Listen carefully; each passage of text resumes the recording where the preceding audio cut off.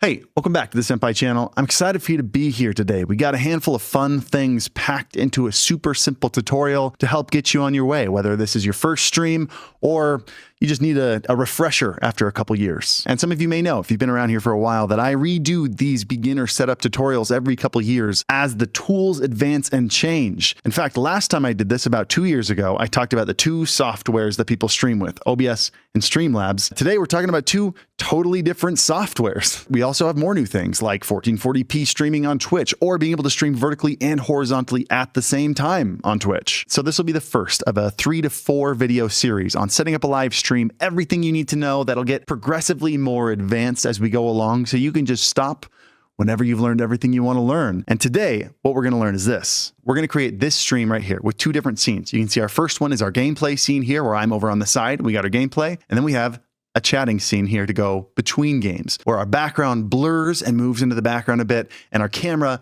gets larger, but it doesn't take up the full screen. It got that cool little move transition into it with a drop shadow underneath it. If that feels intimidating, don't worry. This is actually fairly simple to do. And I'll keep all the simple stuff in the beginning and we'll get to a couple more advanced tricks at the end that I want you to try because maybe it'll trigger some creative ideas. Let's jump into it.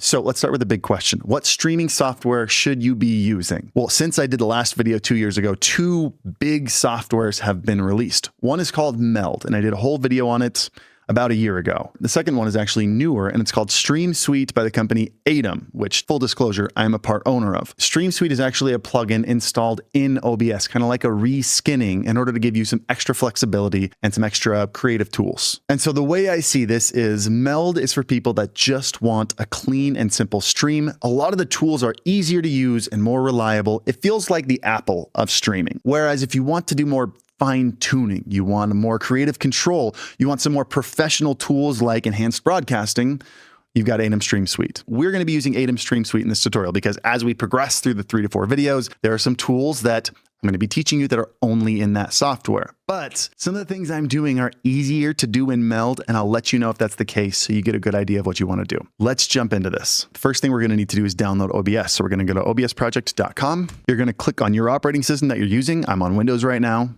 It's going to automatically download, and then you're just going to go through the installer. The next thing we're going to do is we're going to go to atom.tv. We're going to scroll down a little bit until we get to Stream Suite, and we're going to download this as well. Some of you are familiar with our vertical plugin and our multi-stream plugin. Those are both included in Stream Suite. You don't have to install multiples. Stream Suite already has a bajillion plugins pre-installed in it, so you don't have to go out and try downloading random ones on the internet yourself. Now, if you've used OBS before, the first thing you'll notice is it should open up to look exactly like it did the last time you used it. If you're new to OBS and this is overwhelming, just ignore everything except this little spot up here. These tabs up here are organizational tabs. So you only need to see what you need to see. And by default, it starts off with a user tab, which is your previous user settings. They don't disappear when you install Stream Suite. They get moved into user here. But we're not going to use this.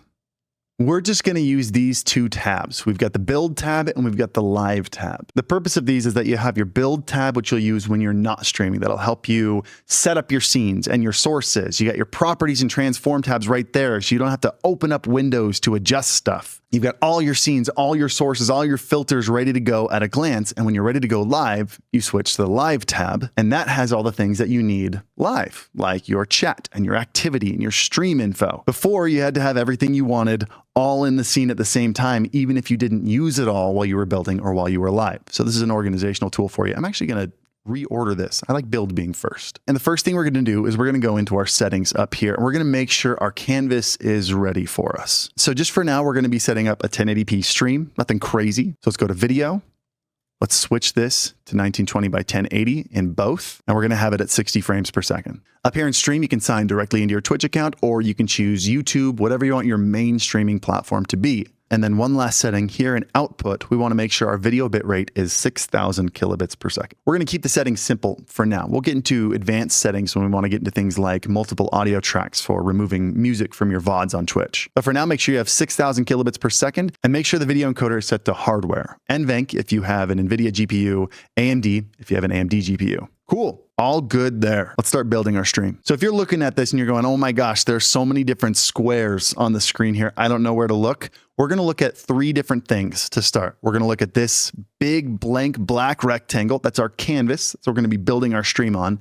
Then we're going to have scenes and sources, and we'll go on from there. We're going to start by building one scene, and this is going to be our gameplay scene. Just for fun, I'm actually going to extend this up a little bit. We're only going to have 2 scenes, so I don't need this rectangle to be very large. We're going to add a source. We're going to add our gameplay in. Now, personally, I use display capture. What this does is this takes my computer monitor and it records it and it puts it right in the canvas. But you can see it is larger than the canvas because my monitor is 4K, but our canvas, we only made 1080p. So we're going to use Control F.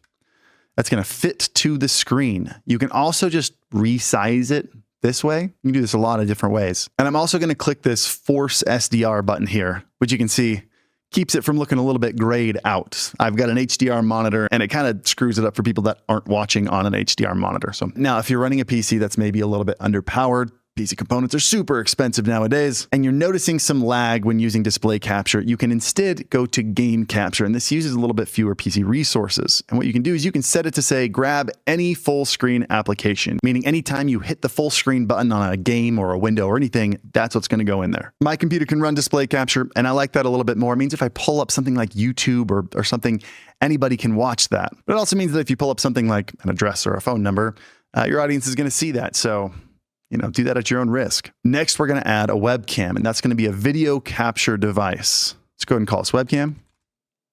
And we're going to do the Link 2C Pro. This is our webcam of choice here today. And you can probably see why just by looking at it. It is an incredibly natural looking webcam, even with some natural background blur, which is kind of insane for webcams. Let's talk about this because they are the sponsor of today's video. And I appreciate them helping support the channel so I can continue making these free tutorials without charging you anything. This entire tutorial is shot on both the Link 2C Pro and the Link 2 Pro over here. And these 2 webcams are phenomenal. With the new Link 2 and Link 2C Pros, one of the things they added is a much larger sensor. This is what allows the webcam to stop looking like a webcam and start looking more like a traditional camera, which is something that webcams usually do poorly. It also adds extra background blur. Like this is just natural background blur. I'm always kind of blown away when I look at that. But they also added a ton of really cool features that make life as a streamer a lot easier. It's also got a built-in green screen feature that's super intuitive and easy to use. And while the Link 2C Pro is like a traditional webcam, the Link 2 Pro is a PTZ webcam where it's got those gimbal motors on it. Probably one of my favorite features, and honestly, one of the most useful, is the position presets, where you can set different camera angles and then save them as presets. And now with Stream Deck integration, that becomes even easier. For example, if I want to have 2 different camera settings, I'm going to make this one preset number 1, and I can just hold this arrow. It'll turn the whole webcam over to my max setup, and I can hold the 2, and now that's preset number 2. I can hit the 1 button and bring it right back over here, and then hit the 2 button and go right back over here. I can even turn this dial to zoom in and out. If you're interested in picking up a Link 2 Pro or a Link 2C Pro today, check out the link in the description. Don't miss the opportunity to get a discount during Prime Day in late June. Biggest sales in the middle of the year. Cool, let's get back to building our scene. So this is going to be our gameplay scene, meaning our camera is going to be kind of small and off to the side. Let's worry about where exactly it's placed once we have the other scene built also. For now, this is fine. We have our gameplay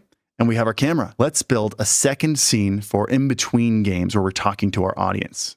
This is our chatting scene, so we're going to call it Chatting Tatum. You can see everything clears out. Everything disappears. We're going to have to add everything in one at a time. Now, we only had 2 sources, so it's not a big deal. But if you're doing this, you've already added all your alerts and everything. You don't want to do that again. We can actually do this instead.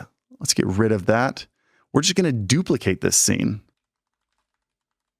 And now we can just make the adjustments we want on the new one. So let's make the webcam larger. If you remember from the beginning, this is about where it was, about that big, with a little bit of the scene sticking out from behind it. Now I want this movement to feel really intentional. I don't want it just sliding from spot to spot. I want them aligned. And I think I want the whole thing just vertically aligned in the center. So I've got it snapped to the right side, and I'm going to right click and I'm going to say transform center vertically. And that's going to put it vertically at the center of the screen. You can see if I do transform center horizontally, it moves it to the center of the screen horizontally, but we don't want that.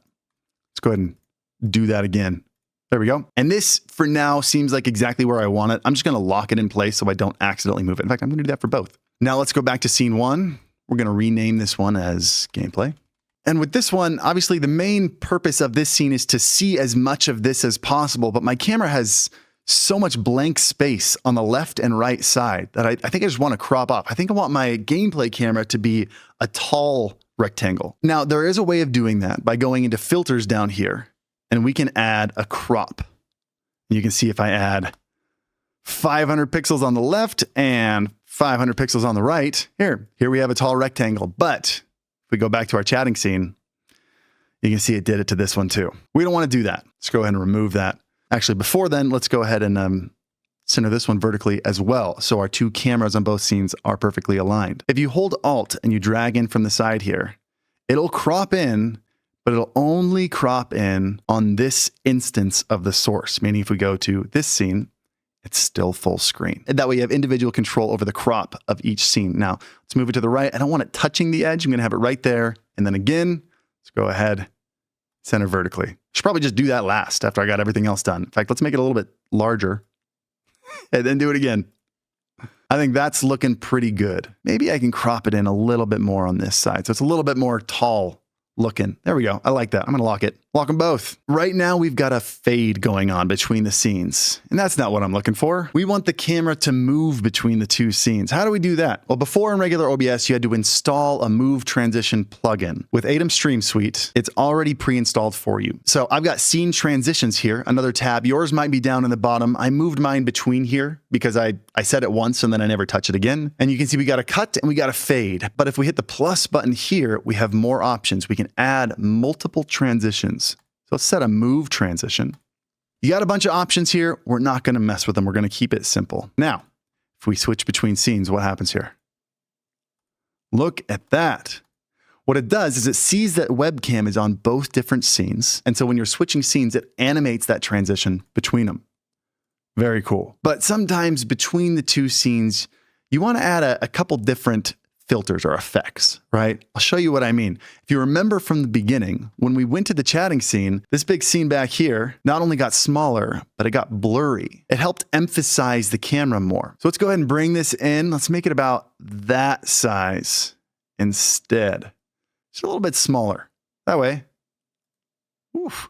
And we got a little bit more life to it. That's kind of fun. Now we want to add a blur effect here. If we click on display capture, which is our screen here, and we add a filter, you can see there's something called composite blur. Now there's a little bit of a bug on this plugin. You can see that the screen just went black. If we change it to a different type and then change it back to Gaussian, it's back. Don't know why it does that. That's just the way it is right now. But if we add that filter to it, now we have the filter on our gameplay scene as well. We don't want that. And unfortunately, there's no trick like the camera crop one where we can just hold Alt and add a blur. So here's what we're going to do. Let's remove that blur real quick.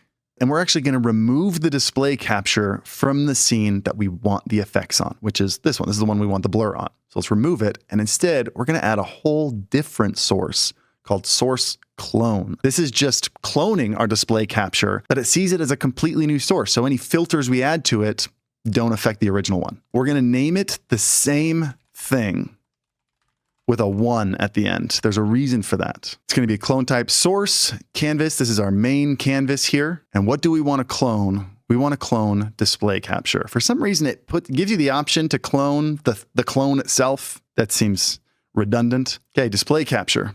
Let's go ahead and again, Control F to fit to the screen. Let's bring it down below our webcam, so our webcam's on top. And then we're going to bring that back in again, right to where we had it. Right about here. Now, make sure we have display capture settings. Sometimes I've added a filter and it's actually on the whole scene itself. But you can see we got display capture 1, our clone here selected, and we're going to add a composite blur. Let's go ahead and switch the algorithm type and back to Gaussian. Gaussian is like the regular blur, by the way. And when you want to add a blur, 99% of the time you use Gaussian. That seems a little bit too much. Let's bring it down a little bit. Also, man, nobody would ever want more than like 20. We're going to bring this up. I think 8 is the sweet spot here. That looks nice. Do we want to do 7? That's it. Ignore the rest. The reason we named this display capture 1 is because the move transition recognizes sources that have the same name with a number at the end. And you can see, even though they're two different sources, the move transition still works. If you do this, you'll notice the transition between the blur and the not blur is a little bit choppy. It feels like it clicks on in one frame. Mine isn't looking like that, but it did the first time I did it. Who knows why? Let's go to our move transition again, and we're going to go into the properties of this move transition. This is the properties of this transition we've made. And down here, where we see matched items, we're going to change the transition to fade. So now, as you're moving between two different objects, one being blurred, one not being blurred, it's going to fade between those two instead of cutting between those two. Just like that. Look how smooth that is. Oh, I do feel like this is a little fast. I want to let this transition breathe a little bit more. Let's go into here. The duration is 300 milliseconds or 0.3 seconds. Let's go to a half a second instead. See, that feels nicer. It feels like it's not rushed, you know? One thing I don't like though, is I don't like how hard this edge, like it's blurred, but the edge is still crisp. I feel like the whole thing should be blurred. And that's just the way blur works when the actual source itself goes to the edge of the frame. So we're gonna add one more filter to this. It's here in advanced mask. And again, you can see it disappear. I feel like the default for a lot of these plugins should be totally different. Because you can see it's got a hefty mask on it. All I have to do is size this properly. So this is a 4K screen that we're capturing, meaning the width. We're not trying to crop this. This is our cropping tool here. We actually just want to use something at the bottom called feathering, which is going to like blur the edges of this. But first, for some reason, we have to adjust our mask width to be the width of our screen. So 4K is 3840. By, what is it, 2160. That is 4K resolution, so that should bring it back to the way it was when we started. And then let's make this an inner feather. And then, ooh, isn't that nice? Let's see, maybe right about there. Let's see how that looks. Oh, that is cool. There's one last thing we have to do here, and that's add a microphone into our live stream here. Now, you can go into sources and add an audio input capture. And in here, we'd be able to pick our microphone or our stream mix. I'm using an Elgato Wave XLR, but that means we're going to have to add that to every single scene. Now, if you have audio that you only want to add to one scene, that's a great option. But if we want to add audio that is across every scene, and we know it's going to be across every scene, like our microphone, our stream mix, what we're going to do is we're going to go into our settings up here. We're going to go to audio, and we have desktop audio and microphone audio. Now, desktop audio is if you want to capture something internal from your computer, like you just want to capture your game volume. That seems like it'd be the right thing to do to grab our game volume. But in this case, because we have something like an Elgato USB mic, a lot of these have mixing software, that's all going to come in through our Elgato software. So we're just going to add our stream mix, and we're going to control what the stream hears through our audio software. Hit apply, you can see it adds this here. And if I had anything going into my stream mix, which I have it all turned off right now, you'd see this jumping up and down. In fact, let me just change this real quick so you can see what this is supposed to look like. Like this, check, check, check. It would look like this. Check, check, check. You can see my microphone when I talk. This goes up and down. You can check your volume there. All of that audio stuff will also be another video in this series if you want some real deep dives on how to control your audio in a live stream. What else do we need? We need some alerts, maybe chat overlay on the screen. We're going to get to that in the next video, beautifying the stream. But right now we have a working stream. We're signed in with our Twitch account. We're ready to go. We could hit go live and we'd have a great stream. You may have noticed in the beginning of this tutorial when I showed off what we were going to do that my camera had a drop shadow on it, which I really liked, and I would do if I was doing this for myself. But that actually got a little bit complicated because as I crop the side here, that would also crop the drop shadow. But I'm going to leave that as homework to see if you can figure out before I post the next video in the series. In that one, we'll do things like the alerts, some widgets, the vertical plugin, streaming to Twitch in both vertical and horizontal at the same time. That'll be fun. I hope you guys subscribe and show up to that one. If this helped, hit the like button. Let the algorithm know that was helpful. And as always, happy streaming.